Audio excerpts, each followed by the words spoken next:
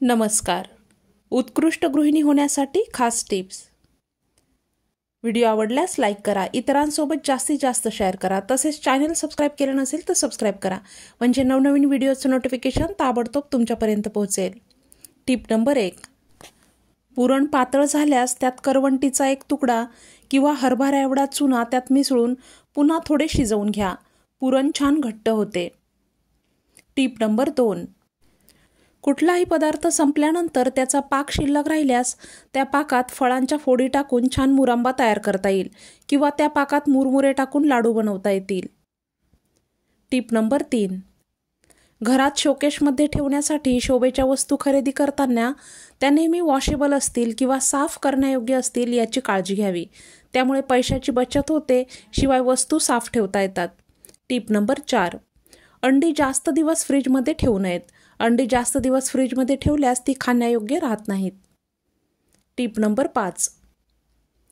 बिर्याणी किंवा पुलाव बनवताना तांदूळ नेहमी बासमती वापरावा व तो अर्धा ते पाऊण तास भिजलेला हवा. बिर्याणी शिजवताना पाणी तांदळाच्या दीडपट घालावे, जास्त घालू नये, त्यामुळे तांदूळ छान मोकळा शिजला जातो. Tip number 6. कुंडीतील रोपांना आठवड्यातून एकदा खुरपणी करणे गरजेचे असते. खुरपणी केल्यामुळे रोपांच्या मुळांना पुरेशी हवा व सूर्यप्रकाश मिळतो, त्यामुळे त्यांची वाढ चांगली होते. तसेच रोपांना जास्त पाणी घालू नये, त्यामुळे रोपांची मुळे कुजून जाण्याची जास्त शक्यता असते. Tip number 7. भांडी घासून झाल्यावर हात साबणाने धुवून कोरडे करून हातांना जरासे खोबरेल तेल लावून चोळावे, त्यामुळे हात एकदम मऊ राहतात. पायाच्या तळव्यांना सुद्धा अशा प्रकारे तेल लावल्यास पायांना भेगा पडत नाहीत. खोबरेल तेलाऐवजी आपण इतर कुठलंही तेल इथे वापरू शकतो. Tip number 8. पापड भाजताना त्यावर थोडा तेलाचा हात फिरवून मग भाजावा, त्यामुळे पापड छान टेस्टी लागतो. Tip number 9. ताकाची कढी बनवताना ताकात थोड्या दह्याच्या गुठळ्या सुद्धा घालाव्यात, त्यामुळे कढी भातासोबत खाताना किंवा कढी पिताना सुद्धा खूपच छान वाटते. Tip number 10. दररोज सकाळी उठल्यावर विळी चाकू धुवूनच वापरावे, कारण रात्री त्यावर झुरळे, पाली अथवा इतर कीटक फिरू शकतात, त्यामुळे त्याचा परिणाम थेट आपल्या आरोग्यावर होतो. Tip number 11. फॅन साफ करताना सर्वात आधी तो कोरड्या कपड्याने पुसून नंतर नेहमीप्रमाणेच साफ करावा, त्यामुळे धुळीचे डाग फॅनवर पडत नाहीत व फॅन सहज साफ करता येतो. Tip number 12. कांद्याच्या रसाने केसांच्या मुळांशी मालिश केल्यास केस गळायचे थांबतात. Tip number 13. साखर न घालता लिंबू पाणी पिल्यास रक्तदाब सामान्य राहतो. Tip number 14.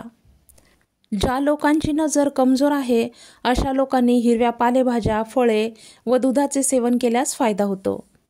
Tip number 15. थंडीच्या दिवसात गुडघेदुखी जास्त वाढली असेल तर दररोज ओव्याचे पाणी जरूर प्या, यामुळे गुडघेदुखीमध्ये भरपूर आराम मिळेल. Tip number 16. संध्याकाळी नियमित घरात धूप लावावा. धुपासोबत तमालपत्र, लवंग, कापूर, तूप या गोष्टी जाळल्यास घरात आनंदी वातावरण राहतेच, शिवाय डास, कीटक यांचा त्रास होत नाही. तसेच श्वासासंबंधित आजार दूर होतात. Tip number 17. दररोज 15 ते 20 मिनिट दोरीच्या उड्या मारल्यामुळे 200 ते 300 कॅलरी बर्न होतात, त्यामुळेच आपण आठवड्यात 1 ते 2 किलो वजन कमी करू शकतो. Tip number 18. ज्या लोकांचे वजन जास्त वाढते त्या लोकांनी दुपारी दह्यात काळं मीठ व काळी मिरी पूड घालून खावे, यामुळे वजन कमी होण्यास मदत होते. दही शक्यतो गाईचे असावे. Tip number 19. कोरफडीचा गर रिकाम्या पोटी सेवन केल्यास लाल रक्तपेशी वाढण्यास सुरुवात होते व रक्ताची कमतरता दूर होते. Tip number 20.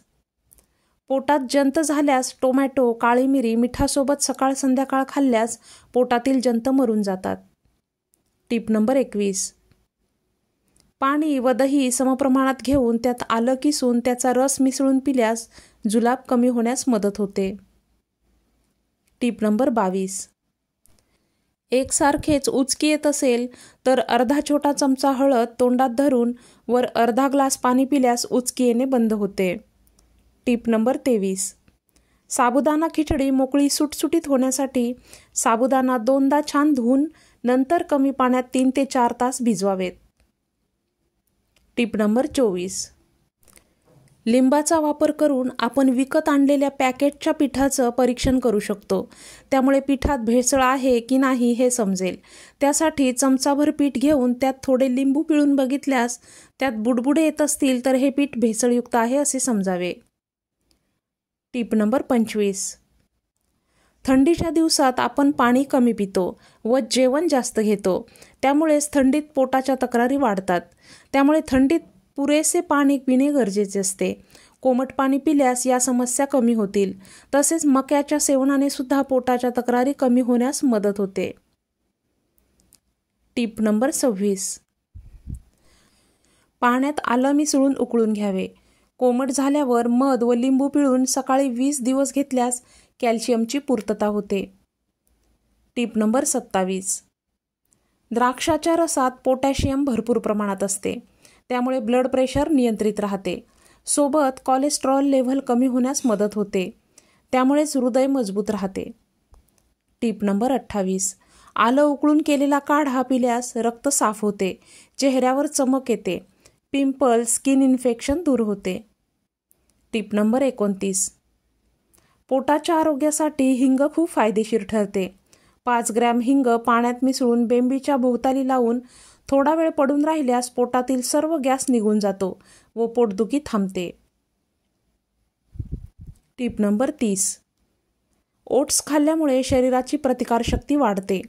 त्यामुळे खूप आजारांपासून संरक्षण होते. ओट्समध्ये व्हिटॅमिन्स, प्रोटीन्स, मिनरल्स भरपूर प्रमाणात असतात, ज्यामुळे शरीराचे पोषण होते. Tip number 31. जांभळाच्या बिया सुकवून त्याची पावडर तयार करून ठेवावी. ह्या पावडरचे सेवन केल्यास शुगर नियंत्रणात येते. तसेच ही पावडर दह्यासोबत सेवन केल्यास कॅन्सर तसेच मूतखड्यामध्ये फायदेशीर ठरते. Tip number 32. चेहरा कधीही गरम पाण्याने धुवू नये. त्यामुळे चेहऱ्यावर सुरकुत्या येतात व डोळ्यांनाही नुकसान होते. Tip number 33. पेरूचे सेवन केल्यास पोटाच्या खूप समस्या दूर होतात. पेरू भाजून खाल्ल्यास खोकल्यामध्येही आराम मिळतो. Tip number 34. ओठांना सूज येत असेल तर हे किडनी खराब होण्याचे लक्षण असू शकते. Tip number 35. बदाम न भिजवता खाल्ल्यास डोळ्यांच्या समस्या येऊ शकतात. सदर माहिती सामान्य स्थितीत उपयोगी ठरेल. कुठलाही आजार असल्यास डॉक्टरांचा सल्ला अवश्य घ्या. पुन्हा भेटूयात. धन्यवाद.